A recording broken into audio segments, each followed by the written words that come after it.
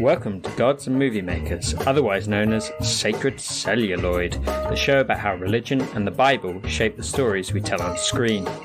I'm Joe Scales. And I'm Katie Turner. On this season, The Chosen One. Why were they chosen? Do they want to be chosen? And why are we so attracted to these sorts of stories?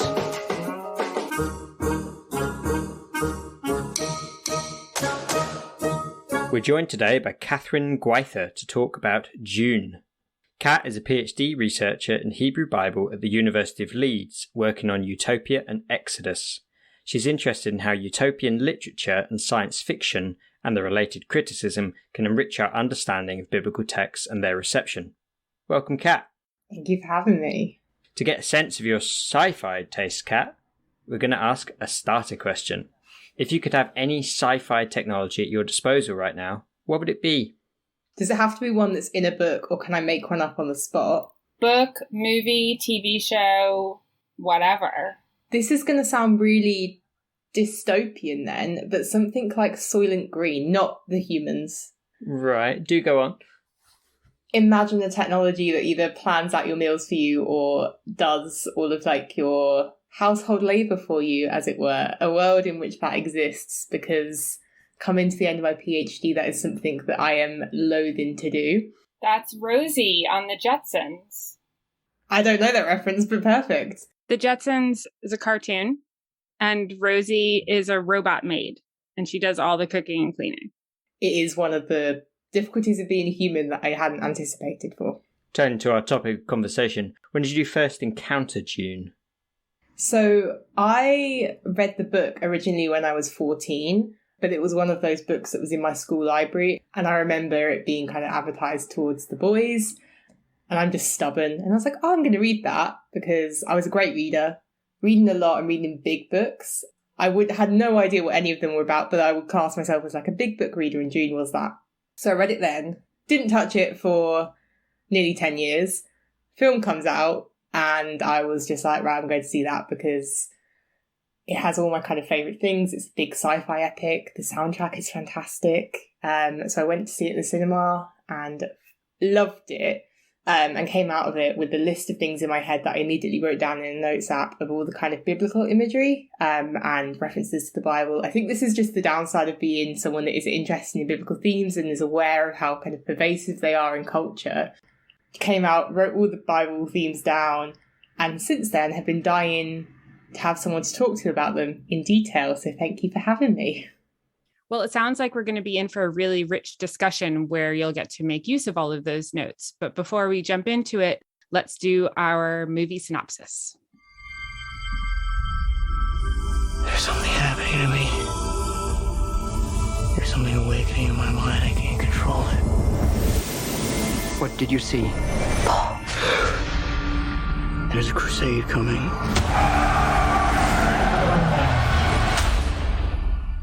Dune, directed by Deni Villeneuve and released in 2021, is the first of a two-part adaptation of Frank Herbert's 1965 novel of the same name.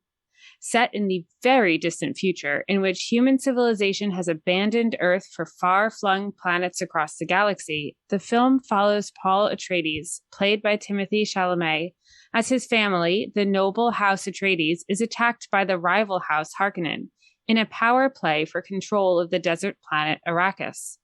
Although Arrakis is a desolate and inhospitable planet, it is also the sole source of a key commodity, spice, that enables space travel. In an article for the Harvard Divinity Bulletin, Charles Stang writes that Dune is a vision of our future in which the arc of history bends not toward justice, but toward power. There is a lot more going on in this film than this little synopsis can cover, probably as it's largely exposition for the planned second part. But to kick us off, Kat, can you tell us a little bit more about our protagonist, Paul Atreides? Who is he and why is he important? So when we first get introduced to Paul, he's kind of set up as the unwilling heir of this ducal throne to Duke Leto in the House of Atreides. Part of his kind of our first introduction to him before we get into the real meat of the film is him as this reluctant figure who doesn't want to become Duke or doesn't seem to want to become Duke. I think a really great scene that shows this is when Josh Brolin, him and Paul or Timothy Chalamet are having a fencing fight, and there's this kind of like real reluctance to accept that this is something that he has to do, that he has to prepare for this role.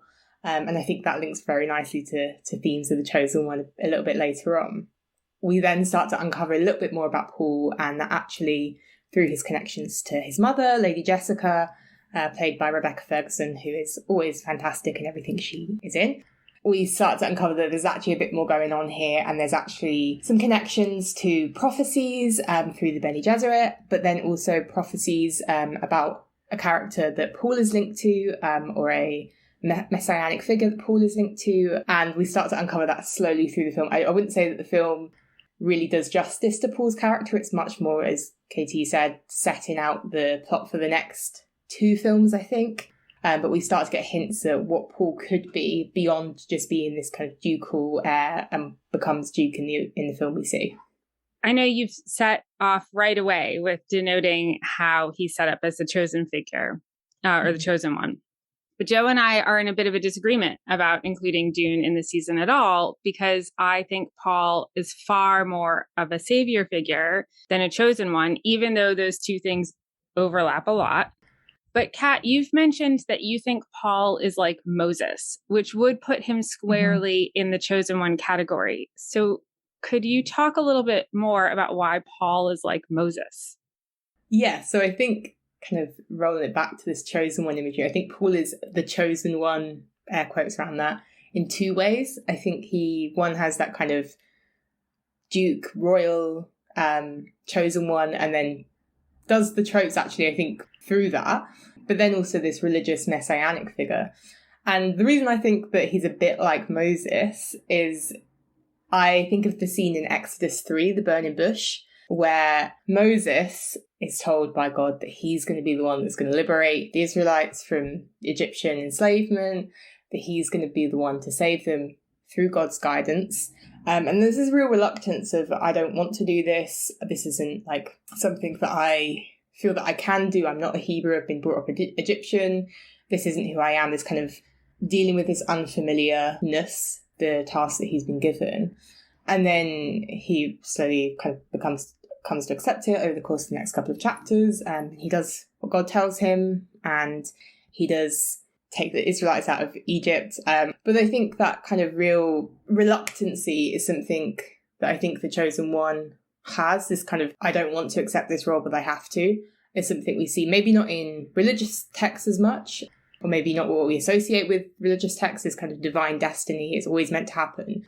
But especially in sci-fi, which we then might relate with religious themes. So things like Star Wars with Luke, Katniss in the Hunger Games, Harry Potter.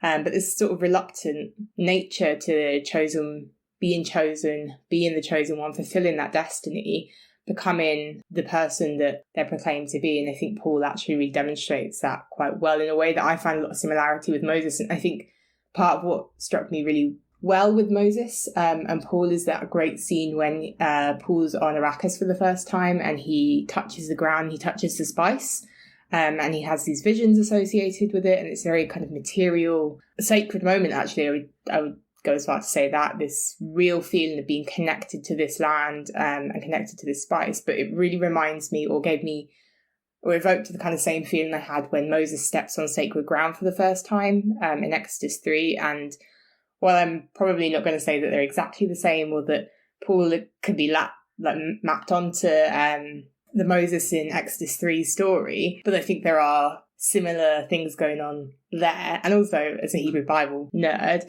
I see that much more clearly than I see images of Jesus. But I would argue that Moses is there in Paul. So, following on from your comparison with Moses, that makes me wonder maybe more broadly about how religion or the divine is portrayed in Dune. If we have God being the one who chooses Moses, we have this shadowy group in Dune, the Bene Gesserit, who seem to have their designs on Paul. So do you think there's some relationship going on in that parallel? Do you think that the kind of chosen one might collapse, considering it's the Bene Gesserit who seem to choose, but then also not really be into Paul? Yes. I think, though, there's not necessarily a clear-cut idea of kind of the divine and God in Dune in the same way that we might have in the Bible, the Hebrew Bible, the New Testament, because we have kind of a lot of myths intertwined with each other. In Dune, you don't just have kind of Bene Gesserit with, I'm absolutely not going to try and say what they call Paul. We'll put a clip of them saying it in the film in the audio now. There'll be a complete glossary on our website. And then also the kind of Fremen mythology and messianic figure that's going alongside this. So I think that it's less clear who the kind of quote-unquote divine being is, or who the God figure is, because there's this kind of blending of myth, but I think that they definitely play a creator's role in it. But I think that actually, in terms of God to Moses, other figures play that role quite well. Yahweh acts as a guide to Moses, as of encouraging him, actually, you can fulfill your role, you can do this. This is what you've been brought for. Look at the connection that you've got from your family. And I think that Paul gets that from other characters in the film. So he doesn't just have that from the Bene Gesserits. Actually, they're kind of horrible to him. They don't really take a caring figure. So they might have been the creator role and actually set in motion what makes Paul become the chosen one, the messianic figure or whatever. But actually the caring side of making sure that he becomes the chosen one in sort of emotional maturity, accepting his fate, is actually fulfilled by other characters. So you have things like people like Duncan Idaho, which I will suggest might be playing a character similar to God, but might be doing some of that work in sort of preparing him to become the Duke. Gurney Halleck, he is kind of acting a bit like that. His mum is a really nurturing role in terms of making him practice, put in the work to become, that makes Paul the chosen one. Can we just explain really briefly what the Bene Gesserit are? And then I want to come back and ask a question. So the Bene Gesserit in the film, we aren't really told much about them. They're this kind of secret order who we presume are religious, not necessarily because we know about their theology, their gods, their kind of doctrine, but because of their dress. There's actually, I feel like, quite a lot of religious coding that's associated with them. They wear almost what we might call habits. They look like Catholic nuns. They draw on quite a bit of, I think, what we expect as harsh, strict, and quite conservative religious figures, but we're not actually told anything about what the order is, sort of beyond they have this breeding program that Lady Jessica is part of. Lady Jessica is Paul Atreides' mum, and she is part of the Bene Gesserits. And this breeding program, she was meant to produce a daughter. She gives later a son. They're unhappy with her. That's kind of all we know about them, but the idea that Paul is meant to fulfill a prophecy or a promise that they have towards this messianic figure that is going to guide them on the way. The details of this are actually left really sparse in the first film. We're introduced very little to who these people are, but they seem to be quite ominous. We can see Paul go through this test where Lady Jessica's crying outside the room. Paul is in extreme amounts of distress and pain while he's going through this. We're not encountering the Bene Gesserit as nice, lovely people, but I think that's equally important. But we don't really know a lot about them. Yeah, I think you're entirely right that we understand them as a religious order through the costuming, which I think also crosses a little bit Catholic nun with a burqa. So I think we get both of these things, and there's quite a lot of Orientalism throughout, but I don't want to go off on that tangent. But one of the things that you said about how Lady Jessica, Paul's mother, is supposed to have produced a daughter, but produces a son instead. And that is not explained at all in the movie. And I had to look it up after, and the Bene Gesserit have learned to control their bodily functions. And one of those things that they can control is their menstruation and ovulation. So I think it's through that, that she's supposed to be able to self-determine that she's going to have a daughter, and instead she has a son. And I think it's a little bit like if we imagine that the Virgin Mary, instead of having an angel come to her and tell her what's going to happen, she instead orchestrates giving birth to Jesus. So Lady Jessica has chosen, or she's attempting at least, to be the mother of this savior figure. See? Savior figure, not chosen one. So perhaps could we say that Lady Jessica is the chosen one of Dune, but she chooses herself for this order's role that they have laid out for someone, presumably for her daughter. So she is meant to be Saint Anne, and jumps the queue and becomes Mary. Yeah, possibly. I mean, it's an interesting reading. I'm also really intrigued by the fact that this religious thing is so present in the visuals and in these expectations that different groups through the film have of a different sort of savior figure articulated under different names and with different traditions attached. But we never hear any mention of any divine. Mm-hmm. So there's a lot of mention of like belief and religion, but there isn't an association with anything. What is the religion? What is the belief beyond a desire for some sort of messianic type figure? Is there one, or is that in itself, is the absence of an articulated divine figure part of the commentary? I see the absence of the divine actually one of the strengths of the film, because one thing that I really appreciate the film, just as you mentioned, is this kind of multiplicity of stories or myths or prophecies about a messianic figure, a chosen one. And what that leads to is this really nice blending of culture and this layered story and layered background that we get, rather than saying that there is kind of one right divine. They all exist next to each other, and there's not necessarily that war around, well, my God's right, yours is wrong. That's almost taken out the question, but rather there's this layered understanding that he's all of these things at once. That he's both the one that will lead the way for the Bene Gesserit, but he's also the Lisan al-Gaib, and that he can exist in those roles quite happily without this God dictating that. I also wonder actually whether the next films will explore that more as Dune starts to explore the idea of a holy war that is coming. We know that actually from Paul's visions in this film that there is going to be a holy war. I think that one of the big things the next few films are going to have, the next two films at least, are going to have to deal with is what is the religion of Dune. So you raised the question of Paul's dreams and this future holy war.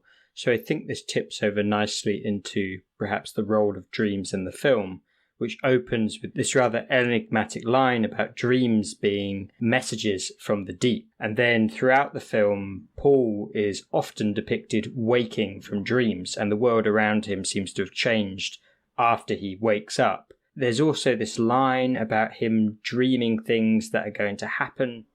Do you often dream things that happen just as you dreamed them? Not exactly.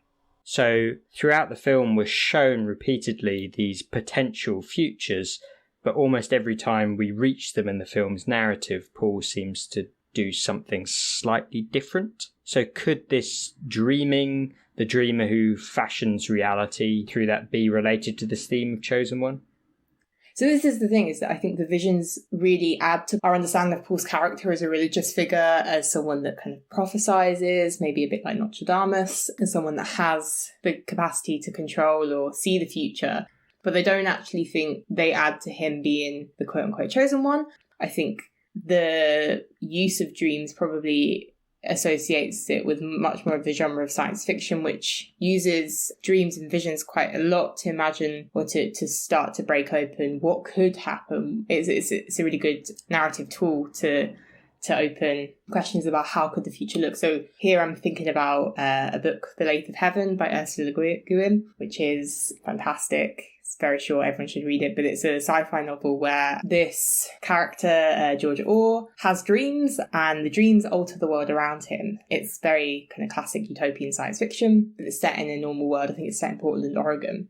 But what this dreaming seems to allow us to do, and it explores other kind of formal problems and characteristics of utopian literature more broadly, but what the novel does is it posits a question: what would the world look like with X billion people in it?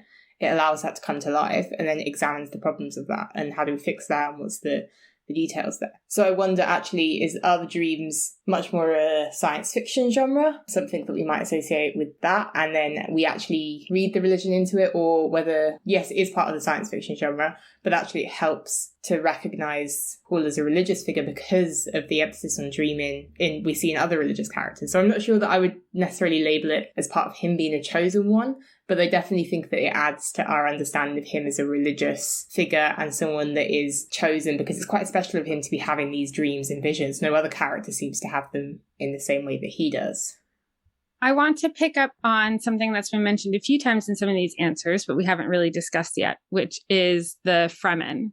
And the Fremen are the group of people that actually live on Arrakis, which is a desert planet. So their living there takes a certain set of skills and accommodations. They've learned how to survive in this environment in a way that other people haven't. And they have their own, let's say, mythologies and their own expectations of their own savior figure that seems to be sort of close to the Bene Gesserit, but not quite the same. And because they are in this desert world, and I think a lot of certainly how they're visualized in the film, but I think also I haven't read the book, but from a lot of the discourse around the book, is that they are based on Arabic people and the way that much of North Africa and the Middle East has been subjected to colonialization and commodification of the land for the resources. And that's what's happening to the Fremen because spice is found only on this planet.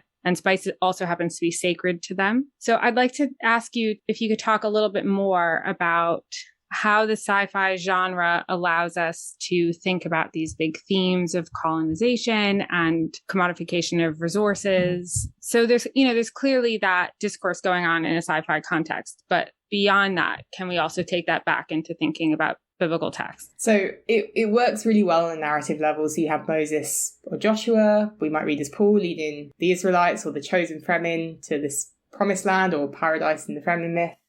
And that land's been given to them by a religious figure or through religious faith. As we see in Dune, we don't know what that figure is, what that looks like. But I think also there's a benefit in reading it this way. I think it allows us to deal with the kind of underlying plot line that's going on in Genesis to Joshua that we don't always pick up on as we read it first. We read it as this fulfillment of a promise. And we might read that in Dune as this kind of fulfillment of a messianic or chosen destiny. But actually what's going on here is a theme of kind of conquest, colonization, systematic eradication of the population, or systematic exploitation of resources in that land.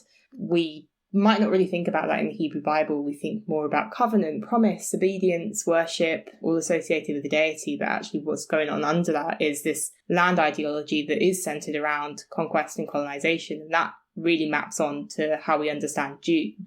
In Dune, it's made much clearer because we have this more obvious way in which the land in Dune is kind of commodified and exploited, or that it's kind of more obviously colonized. We have the big bad emperor purposely setting people into this land. There's a kind of big, scary industrialization aspect of it. We see the big machines that are extracting spice on a mass level. Commodification, exploitation, conquest, colonization is much easier to see in Dune because it's probably in ways that we recognize it, but also it's just much more explicit. But I think actually reading that into the Bible, exploring Genesis to Joshua, but actually does that follow a Dune kind of narrative? There are elements and themes going on there that I think really speak and highlight aspects of the Bible, and the Hebrew Bible especially, that we might not have picked up on before, or that we might just be willing to ignore. But definitely when I was watching the film, this kind of desert land, or even the small references that probably mean nothing to an average viewer, but anyone that's kind of familiar with the Bible. So I think of when Paul is nearly, an assassination attempt is put on Paul with that little flying gnat thing, and the spies are found. I think of Numbers 13 when the spies are sent into the land of Canaan. And I think Dune perhaps highlights some of the nefarious elements of the Bible a little bit more clearly, because it's easier to see good and bad in something that it doesn't exist versus something that holds such cultural capital. You've talked a lot about this kind of promised land, the land of milk and honey, or maybe rather the land of worms and spice. But some of these ideas ring true with this concept of utopia, and you've done quite a bit of work on utopia in the Bible. So can we ask about how we might think about Dune and utopia, or how does Dune help us think about ideas of utopia? I want to kind of move away from our assumption of utopia as a idyllic or paradisical place. And I think that's one of the points that I make in my own research, is that utopia comes with a lot of bad things as well. And I think that's what Dune deals with really well, in that Paul isn't a great messianic figure. There's lots of moral ambiguity around who Paul is, what his mission or destiny is.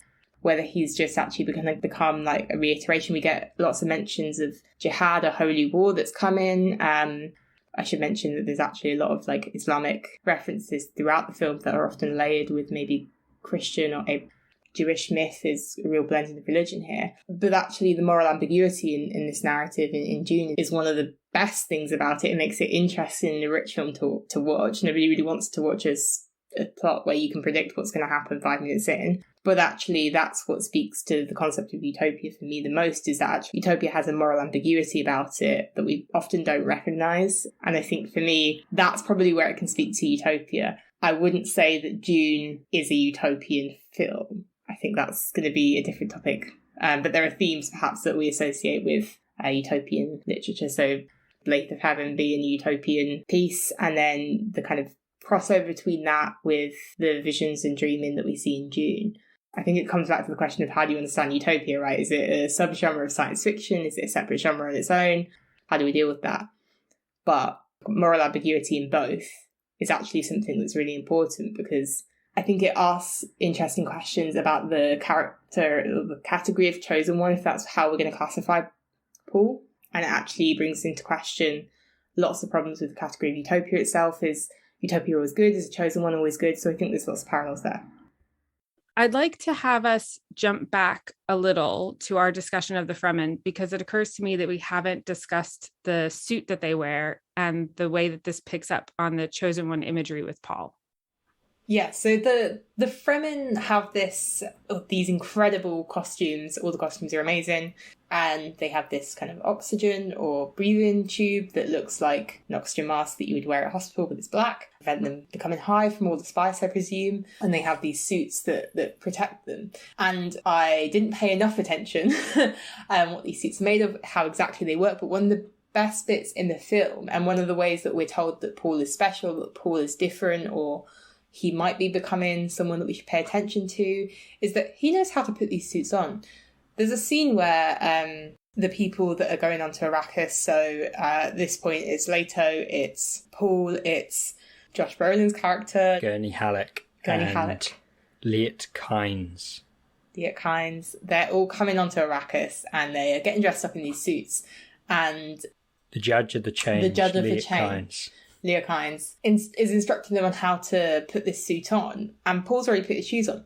There's something so small about that detail and is so important.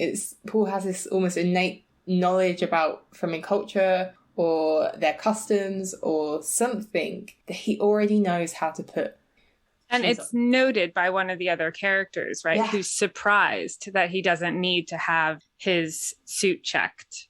And there's nothing else said, like nothing else special about Paul, apart from he can put his shoes on.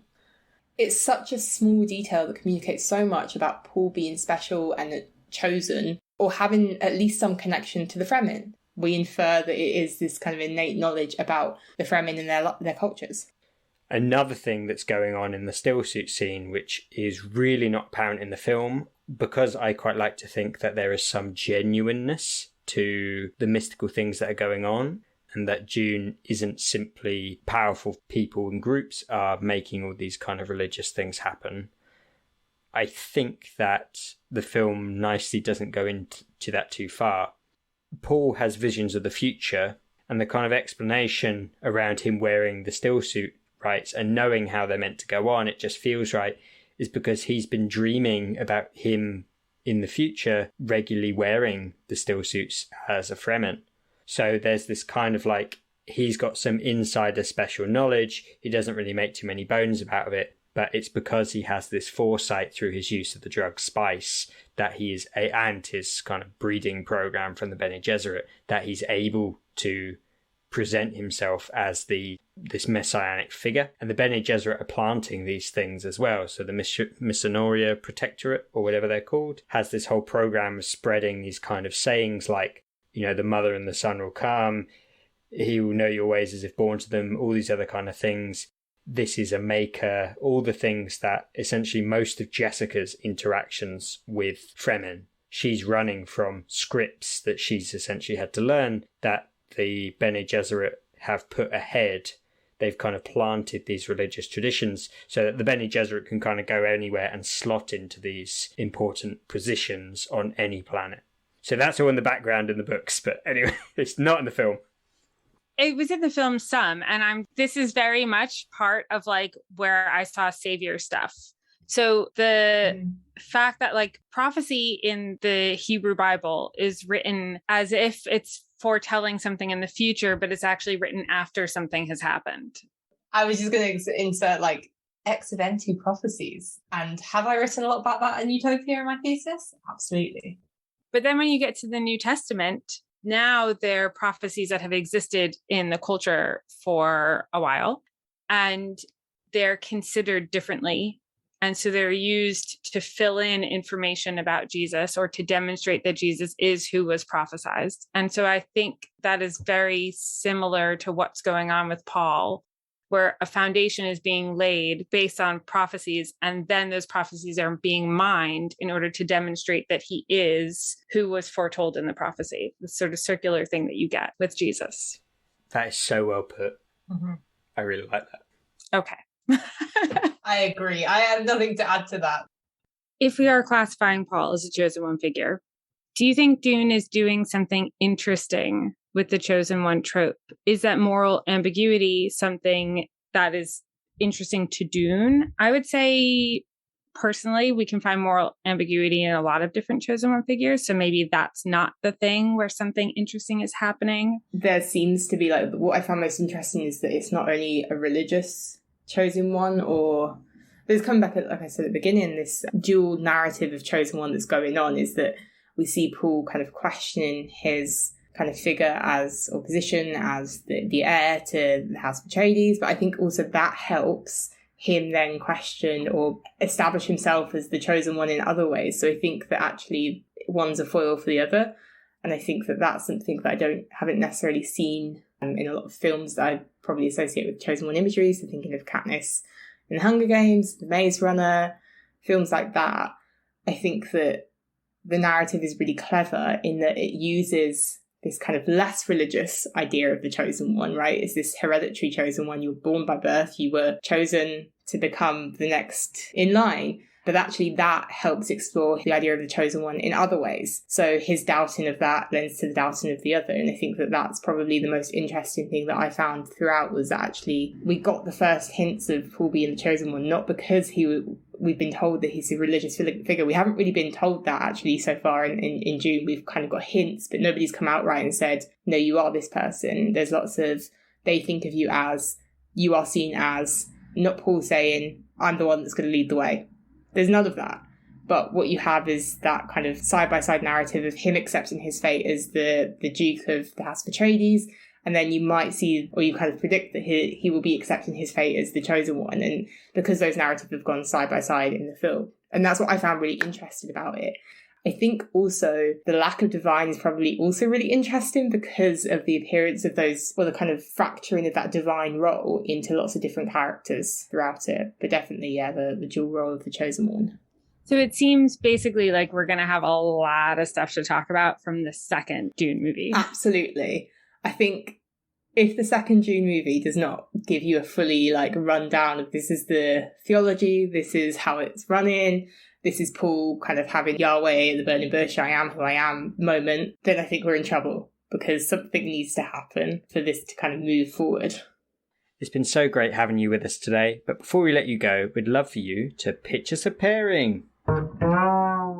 This can be anything at all that you would pair with Dune. A drink, a food, another movie, a book, an article, a piece of music. The sky is truly the limit. Oh, so I know the sky is the limit, and sci-fi should allow us to think big and dream the impossible, but I've gone incredibly boring. I have 2 recommendations, and one I've already mentioned. If you're interested in like academic-y science fiction, how do we read the Bible with science fiction? I can't recommend enough a book called Novel Histories by Roland Barthes, which came out in like 1997. It's fantastic, but it's about why we can and we should read the Bible as science fiction. it deals with metacritical ideas, and it's ultimately like this innovative approach to biblical hermeneutics. It's been really important for me, but it's really playful, and it thinks much more expansively about religion and the Bible and what sci-fi and utopian literature can say to the Bible beyond just kind of clear parallels. Or look, they're using a biblical image here. Non-academic or more exciting, everyone should go and read The Lake of Heaven by Ursula Le Guin, because it is the best sci-fi book, but also because it deals with that real like science fiction dreaming, science fiction imagination. I think it does that really, really well. And I think that if you were perhaps intrigued by the visions, I know that we've mentioned them quite a bit, but if you want to know about kind of predicting the future or what happens when you imagine the future in science fiction, that is the book for Links to those recommendations from Kat and anything else that we have discussed in this episode will be on our website. Thanks so much, Kat. This was a really fascinating conversation. I wouldn't have noted all the Hebrew Bible imagery, but as you talked about it, it all makes so much sense. And I really hope this has helped our listeners think a little bit more about the Bible as science fiction, something I would have never put together, but particularly in what you were saying about colonization. Yeah, I need to think about all these things again. It's been really enlightening. Thanks so much for being here. Thank you for having me.